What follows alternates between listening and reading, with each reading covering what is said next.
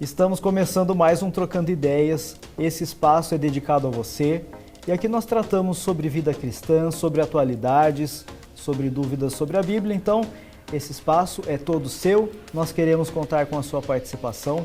Hoje nós teremos 3 perguntas muito interessantes, mas a gente espera a sua pergunta também. Está aparecendo aqui o endereço de e-mail, mande sua pergunta para cá, para a gente conversar com você também, tá bom? Eu quero dar as boas-vindas também ao Reverendo Hernandes, mais uma vez com a gente aqui. Privilégio, Thiago. Deus te abençoe. Amém, senhor também. Abraço. É um privilégio estar aqui com o senhor. Eu vou direto então para a primeira pergunta de hoje, que veio da Valdirene Braga.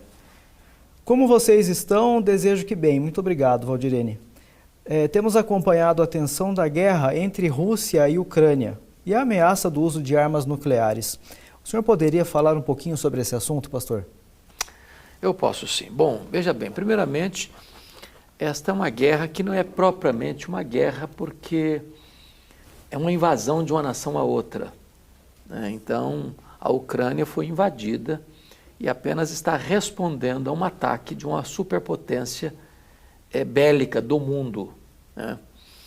A situação tem ficado muito crítica porque a OTAN se posicionou em defesa da Ucrânia, porque está ali dentro do bloco, e com isso potencializa o risco dessa guerra, até porque também os Estados Unidos têm se manifestado sobre isso. O grande problema é que de vez em quando você escuta, sobretudo da parte da Rússia, a possibilidade de lançar mão de armas nucleares. E o arsenal nuclear, que só Rússia e Estados Unidos têm, por exemplo, foi dito há menos de um mês por um cientista, que daria para destruir o planeta 24 vezes. Aliás, Mikhail Gorbachev, no livro Perestroika, em 1985, já disse que naquela época o arsenal que se tinha disponível dava para destruir o planeta. Ele está falando de uma forma global agora, naquela época 27 vezes. Destruiu o planeta. Então, não se pode brincar com isso, porque numa terceira guerra mundial não teria vencedores nem vencidos. O que eu entendo à luz da Bíblia é que a destruição do nosso planeta não vem da mão do homem. Quando você vê lá em 2ª carta de Pedro, capítulo 3, quando ele diz que os céus se derreterão abrasados, a terra e as suas obras vão ser devoradas pelo fogo e Deus vai criar novos céus e nova terra. Não que vai destruir esse para acabar e começar outro novo, inédito, não. Deus vai transformar esse aqui.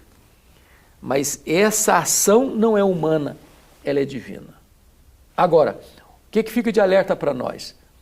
É que se o homem pode, em apertando alguns botões, destruir o planeta, isso não é uma utopia, é uma possibilidade. Para mim, sinaliza que, de fato, nós estamos num tempo muito próximo do fim, da segunda vinda de Cristo.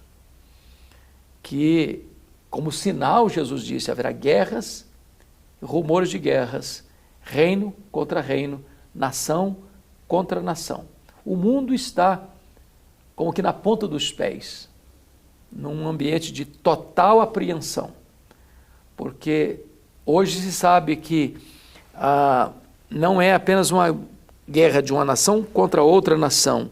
Existem outros elementos envolvidos que abrangem outras nações e nações que têm poder, não só bélico, militar, mas poder de armas altamente destrutivas, que poderia ser uma catástrofe universal. Então, é preciso orar mesmo, para que Deus ponha juízo na cabeça desses líderes, para que eles não lancem mão de armas que possam vir a trazer um desastre irreparável na história da humanidade.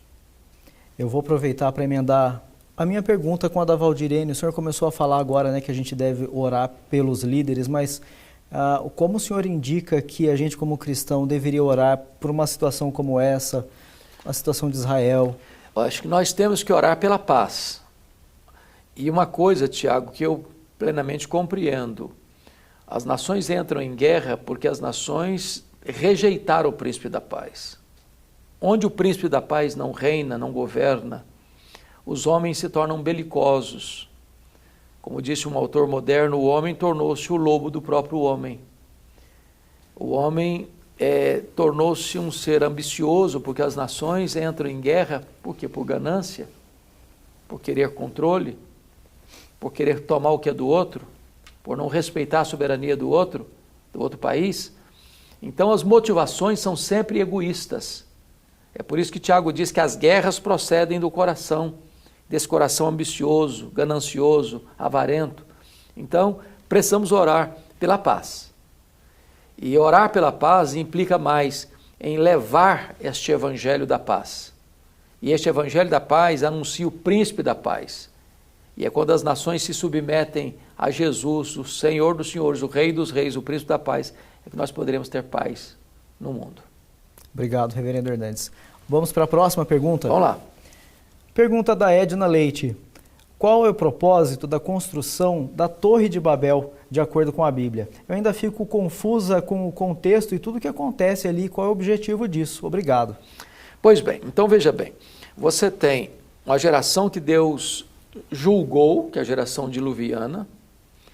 A maldade estava generalizada e de toda a massa humana existente na época, apenas 8 pessoas sobreviveram. Noé, sua esposa, os 3 filhos e respectivas esposas. Com esta família, Deus repovoa a terra. E aí chega o período em que os homens, talvez, com medo de uma outra situação de destruição total, constroem uma torre, chamada Torre de Babel, que chegasse aos céus. É claro que nós não estamos falando de um construtor civil que vai construindo acima das nuvens. Seria uma tolice pensar isso. Quando fala que o topo chega ao céu, é que era um zigurate, era uma torre astrológica, era uma torre para leitura dos astros, para que o homem pudesse ter o controle do tempo. Porque o que foi o dilúvio?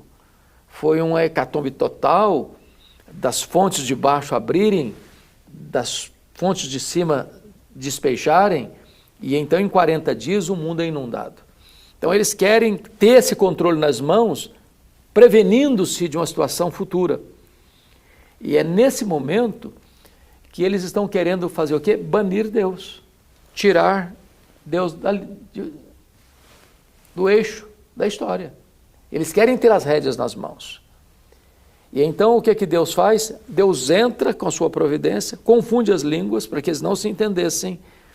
E a partir dali, então, a lista que nós temos em Gênesis 10 de 70 nações se dispersam.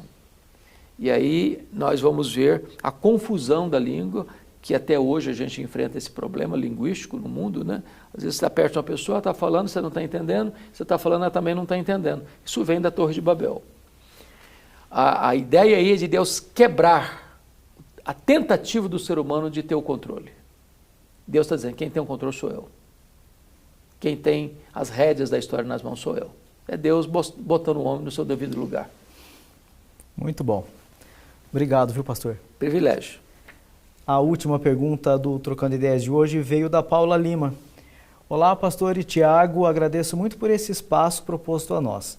A minha pergunta é, eu e meu namorado estamos orando pelo nosso casamento há um tempo já, pedindo orientação e resposta de Deus para saber se essa é a vontade dele também. Mas eu gostaria de saber como eu sei qual é a vontade de Deus. Se estarmos juntos é o que Cristo quer mesmo. Muito obrigado. Obrigado, Paula, pela sua participação. É uma pergunta boa, né? 2 jovens que estão namorando e querem ter a garantia de que estão dentro da vontade de Deus e querem se casar dentro desse propósito de Deus. Eu acho que tem alguns sinais, Tiago. Primeiro, é se esses 2 jovens gostam do outro, amam o outro. Segundo, é se esse namoro tem a bênção dos pais. Terceiro, é se esses 2 têm temor de Deus e conhecem a Deus como parece que têm. Quarto, é se eles se respeitam um ao outro.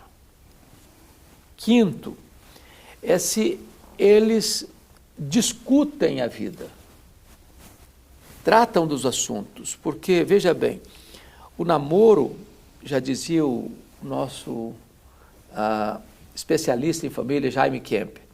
O namoro é para você ter afinidade espiritual. O noivado é para você ter afinidade intelectual, de ideias. E o casamento é para ter a intimidade física. O que está acontecendo na sociedade contemporânea? As pessoas querem ter intimidade física, sem ter afinidade espiritual, sem nunca discutir as coisas importantes da vida. E aí se casam e entram em conflito. Mas eu não sabia que você era assim. Mas eu não sabia que você pensava assim. Eu não sabia que você acreditava assim. Eu não sabia que você tinha esses conceitos e valores. Então nós estamos numa sociedade colocando as coisas pelo avesso. Se segue o padrão correto, que é uma unidade espiritual, você tem afinidade com a pessoa. Você gosta de estar perto, você é amigo, tem afinidade de alma, de mente, de coração, define bem as balizas do casamento, aí sim vem a intimidade lá própria do casamento. Então, se tem essas normas aí, para mim, tem a vontade de Deus clara. Agora, por exemplo, está namorando, briga todo dia. Um tem ciúme do outro. Se liga um para o outro, telefonema, termina um chateado com o outro. Começou a namorar, não conversa com mais ninguém. Está de mal com a vida. Chega em casa, calado, entra para o quarto, tranca a porta. Bom, Deus está colocando sinais de alerta, avisos, de placas de aviso. Olha, não vai. Não vai. Agora, se o namoro é agradável, se a relação é bonita, se a bênção de Deus está fluindo através da aprovação dos pais, está tudo ok, Deus está nesse negócio. É assim que eu entendo. Tá aí então, Paulo, o conselho do reverendo Hernandes, com 42 anos de ministério, sabe as palavras. 37 anos de casamento. Perfeito. É bênção. Muito bom. Gente, nós precisamos entregar o programa aqui, né? Vem mais programação aqui na IPP TV. Se você está na IPP TV, continue assistindo a nossa programação. Se você está no YouTube, tem muitos programas para você acompanhar aqui. No canal da Luz para o Caminho tem vários programas do Pastor Hernandes também. Então fica o meu convite para que você aproveite o nosso material. Sei que o reverendo Hernandes tem um convite para vocês também.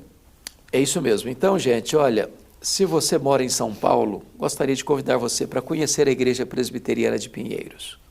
Se você mora em qualquer outro lugar do Brasil ou do mundo, você pode seguir a programação da IPP TV com rico conteúdo, 24 horas por dia. E também se inscrever no canal do YouTube da igreja, onde todo o nosso acervo está lá para edificar o seu coração. A Igreja Presbiteriana de Pinheiros é pastoreada pelo reverendo Arivaldo Dias Casimiro e eu tenho o privilégio de trabalhar com ele como um pastor colaborador. Deus abençoe sua vida e até o nosso próximo programa, né, Tiago? Sim, até lá. Grande abraço para todos.